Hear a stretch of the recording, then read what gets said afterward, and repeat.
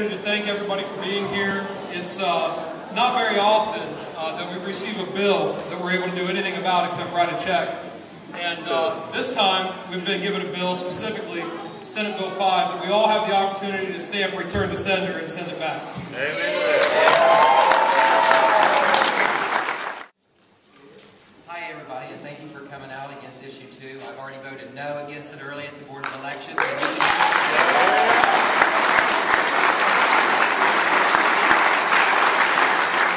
That too. They are open till 9 o'clock tonight. If you're not registered to vote, get up there and register to vote. They're open till 9.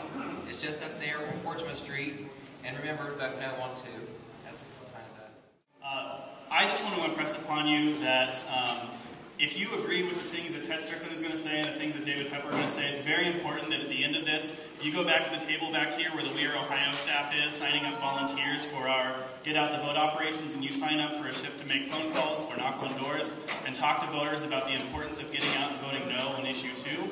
I've been working on our efforts to stop Senate Bill 5 and stops issue 2 since the very beginning, back last January. And the scariest thing for me is there are so many people out there who still don't understand that Senate Bill 5 is issue 2, and that to stop Senate Bill 5, you need to vote no on issue 2. We had 1.3 million Ohioans that signed a petition to put Senate Bill 5 on the ballot this November. That's a record for the number of signatures that a referendum campaign has gathered. It's very important, and we know that those 1.3 million Ohioans need to know that they need to vote no on issue 2. How many folks out there help circulate petitions for Senate Bill 5? How many folks out there signed petitions for Senate Bill 5? There you go. That's right. Well, it's very important that you know that everybody who signed your petitions when you circulated, they don't all know that it's issue 2. You really need to get out there, you need to knock on those doors, you need to make phone calls, we need to talk to those folks who signed a petition and make sure that they know to vote no on issue 2 on November 8th, or go vote early in person before that. And so Scott and Corey are in the back of the room, they have a table, they're waving back there, they've got sign-up sheets, they need your help, and if you aren't there to knock on doors, there are going to be a lot of confused people out there. Our opponents are running a very misleading campaign, they're trying to deceive people, and it's up to everyone in this room to make sure that we turn out our supporters on November 8th. So, thank you all very much. I won't speak too long. There's so many ways to talk about this issue, but I do think Chip made a good point. There are still many people out there who aren't decided on this issue, who maybe don't know unions that well or don't understand really what's at stake. And, you know, we're all going to have a horrible time watching our TVs the next month because there's going to be millions of dollars on each side running ads that may confuse people even more. Did you all see today the latest? There's a woman in Cincinnati, my hometown, on a TV ad saying, I'm against Senate Bill 5 issue 2 because my husband and my granddaughter were saved by a firefighter in Cincinnati, a fire truck, and I'm worried issue 2 would lower the level of staffing that might not have helped, that in the future would mean that my loved ones wouldn't have been saved. She says this to the TV. Have you seen what the other side did to this ad? And I see TV folks here tonight. I hope you will pull this ad once I describe it. The other side took this same person and took her words. And they spliced her words so right after she says, they saved my life, they say, she's right. Voting no on issue 2 endangers lives. And then they end with the same thing, so you think this great-grandmother is actually for issue 2. So it's going to get real confusing and really misleading. And again, I think 8 TV stations have already pulled this ad off the air. It's so bad. That's hard to do, by the way.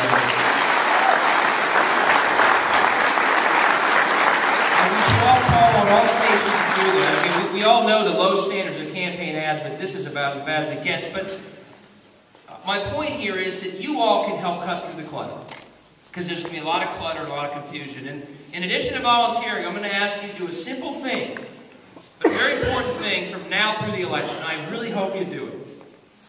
Almost all of you see me wearing a pin. Who's got a pin on? Okay, who doesn't have a pin on? Well, those who don't have a pin, get one. Hello, everybody, and thank you for coming. My name is Dennis Case, and David is right. We not only need to vote no, but we need to send Governor Kasich a message. We need to Everyone needs to vote no, and we need to send it back, as Governor Ted Strickland said, and we need to let them know, hell no. They are not going to balance their budget on the backs of the middle class. I know.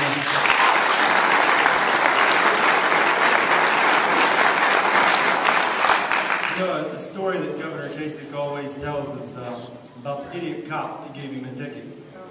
And I think in that story he's got it wrong.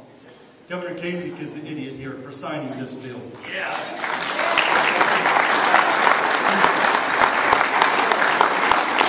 He signed a bill that encourages school boards and superintendents to hire less qualified teachers to teach our children.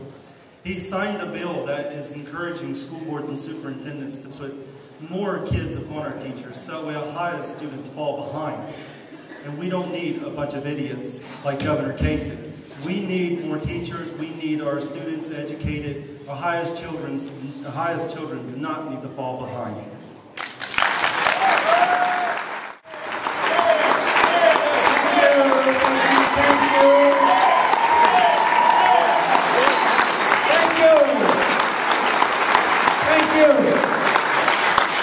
Great to be here in Jackson on this fall afternoon with my friend, this incredibly talented young man, David Pepper, that we've just heard from. And another good friend, Congressman Charlie Wilson, who's sitting over there.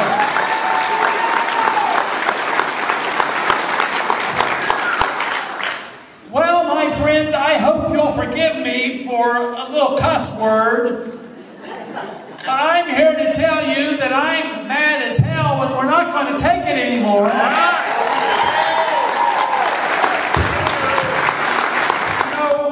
There are several things I want to say to you tonight. And not all of them are logically connected one to the other.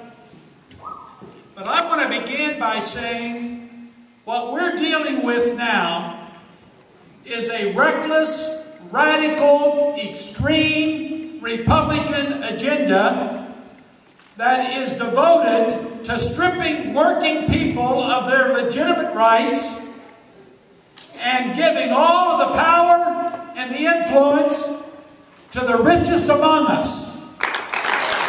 And it's wrong. A gentleman showed me a piece of literature that he got in the mail. It's got President Obama's picture on the front, and it says, Obama's policies are failing our country. You open it up, and it says, Obama wants us to do things his way. Vote on issue 2. Vote yes. And it's our chance to do things our way. And then it says this, send a message to Obama that we do things differently in Ohio. And then I looked back here and I saw where it came from. It didn't come from Ohio or Ohioans.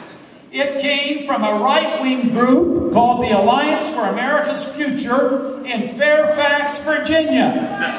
Now, if you don't think the world's interested in what's happening in Ohio, this is an example. They wouldn't be putting this kind of garbage in our mail. They wouldn't be pouring hundreds of millions of dollars into the state for this campaign. Keep in mind one thing, ladies and gentlemen. If Ted Strickland were our governor, we wouldn't be here tonight.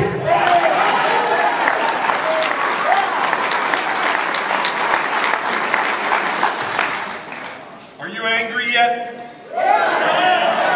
Are you really angry? Are you ready to fight back? I don't know of any other time that organized labor and our unions have been under a bigger attack than they are right now. And if you look at our country, ladies and gentlemen, that's what built America. That's where the infrastructure came from, and that's what's being carved out right now. And I'll tell you, it's time to fight. And I think you're doing it this evening with a great turnout here.